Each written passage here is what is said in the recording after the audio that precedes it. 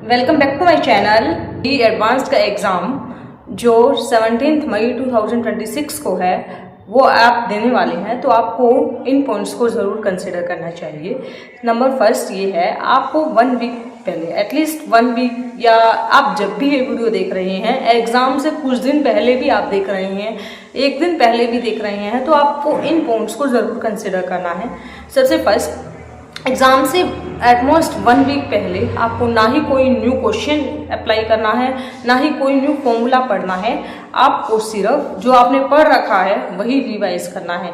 That means आपको revision करना है। एंड सेकेंड पॉइंट इज, आपको अपने किसी भी दोस्त के साथ ये डिस्कशन नहीं करना है कि उसकी प्रिपरेशन कैसी हुई है और या फिर उसने क्या क्या पढ़ लिया है।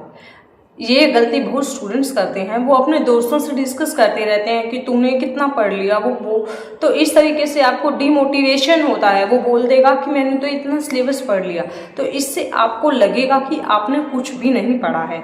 और नया टॉपिक पढ़ने से भी इसलिए मैंने मना किया है, अगर आप नया टॉपिक पढ़ेंगे तो आपको लगेगा कि आपको कुछ भी नहीं आता है, जबकि ऐसा नहीं है। नंबर थर्ड इज, आपको रेगुलर स्लीप लेनी है। डैट इज़, कई बार क्या करते हैं हम स्टूडेंट्स को ऐसे लगता है कि अगर हम ज़्यादा पढ़ेंगे तो हमारे मार्क्स अच्छे आएंगे। हम सोने को, जो स्लीप है उसको इग्नोर कर देते हैं, बट स्लीप हमारी हेल्थ के लिए और हमारे माइंड के लिए बहुत अच्छी है। तो आपको 1 week regularly 7 to 8 hours regular sleep लेनी है। और पानी की मात्रा अपने शरीर में सही रखनी है, अपने फूड का, डाइट का अच्छे से मेंटेन करना है।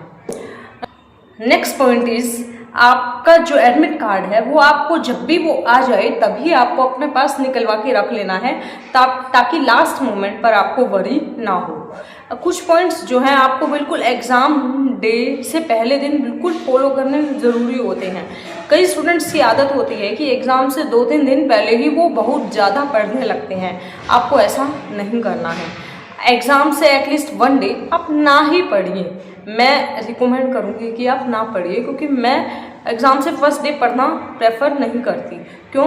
मुझे एक कोट याद आता है जिसमें हम क्या कहते हैं, जब हम पहले दिन एग्ज़ाम से फर्स्ट डे कोई क्वेश्चन सॉल्व नहीं कर रहे हैं तो हमारा जो माइंड है या ब्रेन है वो भूखा बैठा होता है, हमारा दिमाग भूखा बैठा होता है। वो कहता है कि मुझे क्वेश्चन दो, मैं सॉल्व करूँगा।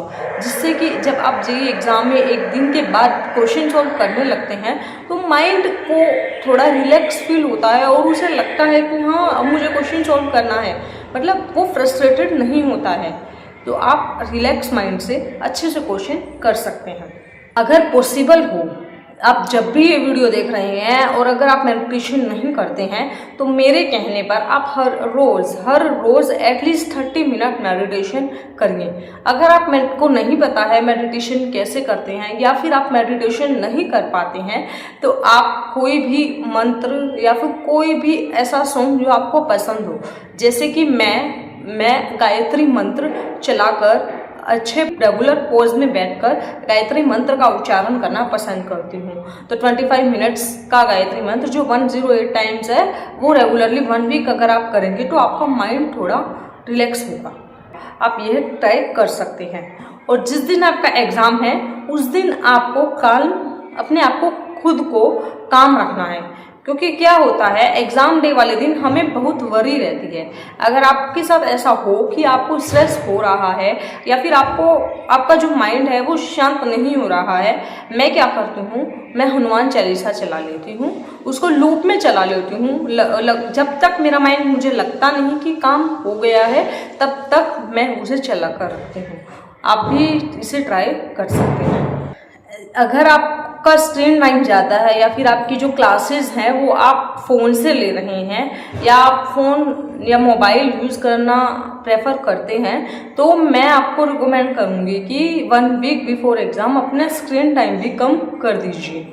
सबसे मेन पॉइंट ये है, जिस दिन हमारा एग्ज़ाम होता है, मैं चाहती हूँ कि जिस दिन आपका एग्ज़ाम हो आप अपने माइंड पर कंसंट्रेट रखें और ये याद रखें कि आपने आज तक जितना भी पढ़ा है, जैसे भी पढ़ा है, आपने बिल्कुल सही पढ़ा है, क्योंकि आपने अगर कुछ पढ़ा है या नहीं पढ़ा है, या आपने सारा सिलेबस भी पढ़ लिया है, वो कब कोई मैटर नहीं करता जब तक आप एग्जाम में अच्छे से परफॉर्म नहीं कर पाते।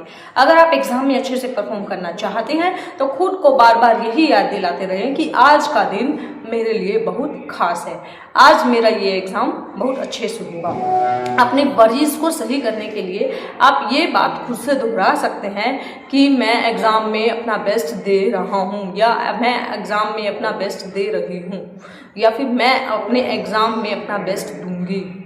ये बहुत इम्पोर्टेंट है। जब हमें लगता है कि जो हमने प्रिपरेशन की है हमने अच्छे से नहीं की है, लेकिन सबसे इम्पोर्टेंट बात होती है एग्ज़ाम डे। चाहे आपने 1 साल प्रिपरेशन की है, 2 साल प्रिपरेशन की है, 2 महीने, 6 महीने, 8 महीने, कितना भी टाइम आपने प्रिपरेशन को दिया है, लेकिन एक दिन डिसाइड करेगा कि आपने कितना पढ़ा है। तो उस डे को अच्छे से यूटिलाइज करने के लिए इन टिप्स को फॉलो करना बहुत ज़रूरी है। तो सबसे इम्पोर्टेंट है उस दिन अपने आप को काम रखना, अपने दोस्तों से दूर रखना, नया टॉपिक नहीं पढ़ना, स्क्रीन टाइम यूज़ नहीं करना, किसी दूसरों की बातों में नहीं आना। जो आपने प्रिपेयर किया है वो आपने बिल्कुल सही किया है। खुद पर विश्वास रखना बहुत ज़रूरी है। सो लास्ट पॉइंट यही है, आपने जो भी पढ़ा है, जितना भी पढ़ा है, उस पर विश्वास रखिए कि आपने जो पढ़ा है उससे आप एग्ज़ाम क्रैक कर लेंगे।